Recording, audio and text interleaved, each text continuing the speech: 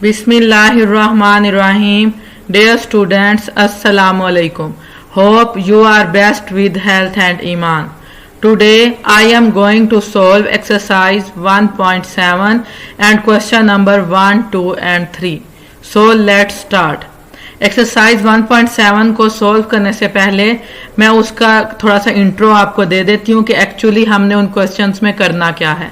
तो ये देखें, यहाँ पर है solution of real life problems involving mixed operation of addition, subtraction, multiplication and division. तो स्टूडेंट्स, हमने अपने प्रीवियस लेक्चर में एक्सरसाइज 1.6 को सॉल्व किया था, जिसमें हमने mixed operation addition and subtraction और mixed operation multiplication and division को डिस्कस किया था।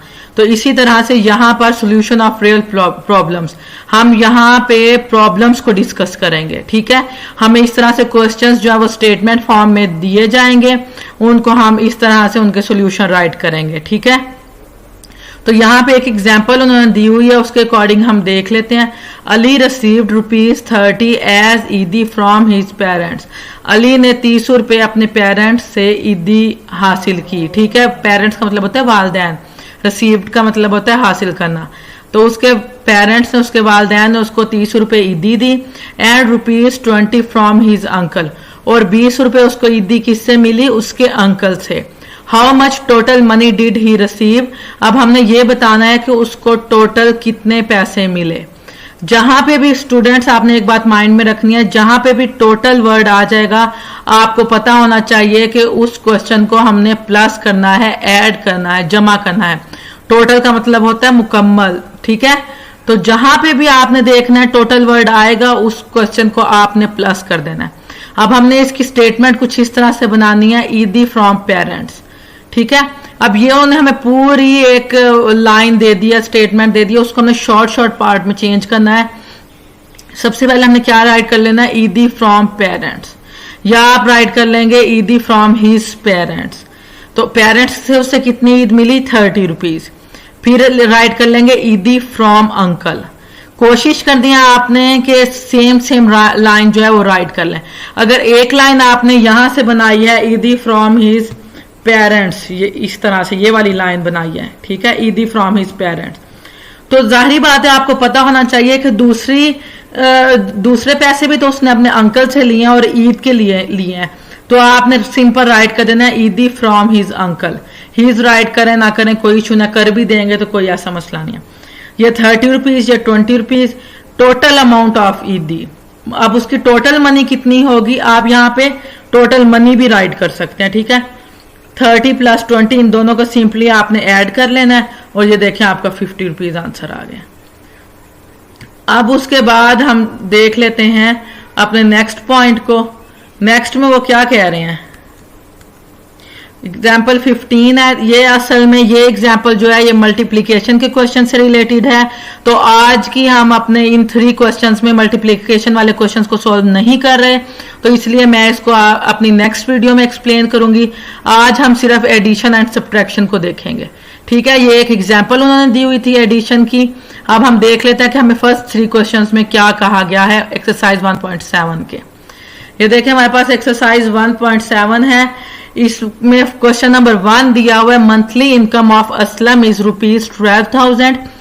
कि असलम की जो मंथली इनकम है, यानी कि महीने के वो जितने पैसे कमाता है वो कितने रुपीज हैं? 12,000।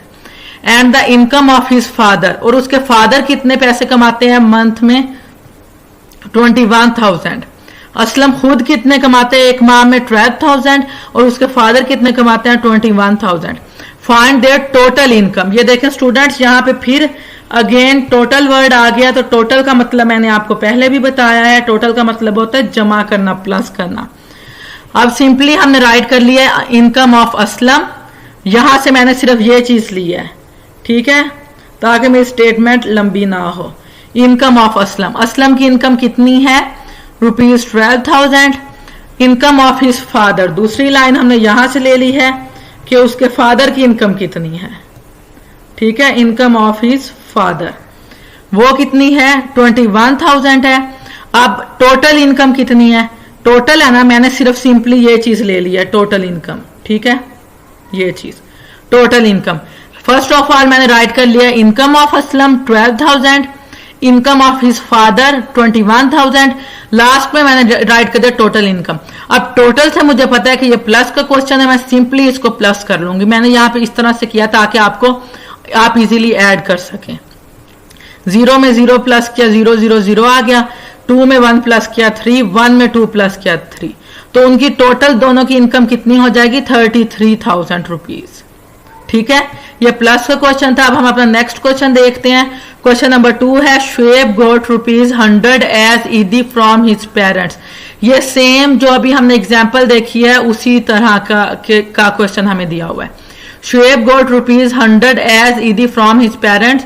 शुएब ने अपने पेरेंट्स से ईदी कितने रुपीज ली है 100 rupees and ₹70 from his Elder brother. और अपने बड़े भाई से, एल्डर का मतलब होता है बड़ा भाई, बड़ा ब्रदर भाई, और अपने बड़े भाई से कितने रुपीज लिए हैं 70 rupees. How much total money did he receive. अब ये देखो यहाँ पे फिर अगेन क्या वर्ड आ गया है टोटल का। तो टोटल का हमें मतलब पता है कि जमा करना है, प्लस करना है। डिड ही रिसीव, उसने कितने पैसे हासिल किए। तो यहाँ पे है शुएब गोट फ्रॉम हिज पेरेंट्स। उस शुएब गोट मैंने यहां से सिंपली ये इतनी सी ले लिया, शुएब गोट फ्रॉम हिज पेरेंट्स। ठीक है, उसने अपने पेरेंट्स से कितने रुपीज लिए हैं ₹100। सेकंड में है और फ्रॉम हिज एल्डर ब्रदर, यहां से मैंने जस्ट ये लाइन ली है, from his Elder brother 70 rupees. अब टोटल मनी है या सॉरी यहाँ पे मैंने इनकम मेंशन किया, यहाँ पे मनी आएगा, आप यहाँ पे मनी राइट करेंगे। ठीक है, यहाँ पे मनी आ जाएगा। तो टोटल मनी क्या है उसने जो ली है वो है हमारे पास 0 में 0 प्लस किया 0 आ गया, 0 में 7 प्लस किया 7 आ गया, और 1 में 1 प्लस किया 1 एज इट इज वैसे ही आ गया। ठीक है, ये 170 रुपीज उसने लिए हैं। अब हम अपने नेक्स्ट क्वेश्चन को देख लेते हैं। नेक्स्ट क्वेश्चन में हमें क्या कहा जा रहा है, a shopkeeper bought 320 pencils and sold 250 out of them, how many pencils are left. A shopkeeper bought pencils. अब एक दुकानदार ने कितनी पेंसिल्स खरीदी हैं। अब मैंने सिंपली यहां से ले लिया है अ शॉपकीपर बॉट, यहां से इतना बॉट और यहां ये पेंसिल्स। अब जो इसकी ये इनकम है 320 वो मैंने यहां पे राइट कर दिया। ठीक है, बॉट 320 पेंसिल्स। अब यहां पे रुपीज नहीं आएगा क्योंकि उसने पेंसिल्स ली हैं। ठीक है, यहां पे भी रुपीज नहीं आएगा, और उसके बाद आंसर में भी इसके रुपीज नहीं आना क्योंकि हम यहाँ पे पेंसिल्स की डिस्कस कर रहे हैं।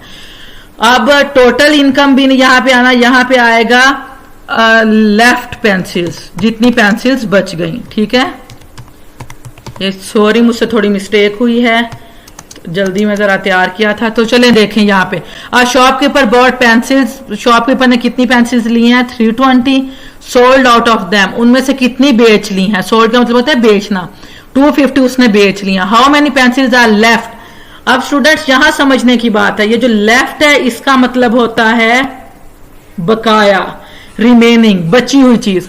टोटल का मतलब होता है जमा करना, टोटल जो टोटल चीज होती है, पूरी चीज होती है, दो चीजों को जमा करके जो बनती है वो होता है टोटल। और लेफ्ट का मतलब होता है बकाया, जो चीज बच जाती है। अब उसे 320 पेंसिल्स खरीदी थी, 250 उसने बेच दी हैं, तो लेफ्ट पेंसिल्स, बकाया पेंसिल्स उसके पास कितनी बचेंगी।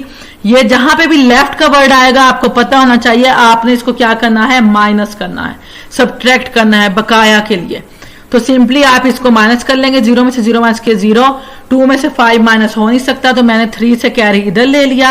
ये मेरे पास क्या बन जाएगा, ये मेरे पास 12 बन जाएगा।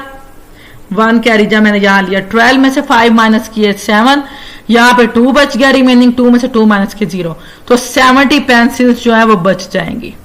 ठीक है, इसमें लेफ्ट का वर्ड यूज हुआ है, तो आपने हमेशा माइंड में रखना है कि इसको आपने सब्ट्रैक्ट करना है, माइनस करना है। इसमें जो है टोटल का वर्ड यूज हुआ है, इसको आपने प्लस करना है। इसमें भी टोटल का वर्ड यूज हुआ है, इसको भी आपने प्लस करना है। तो ये 3 क्वेश्चंस हमने सोल्व किए हैं एक्सरसाइज 1.7 के।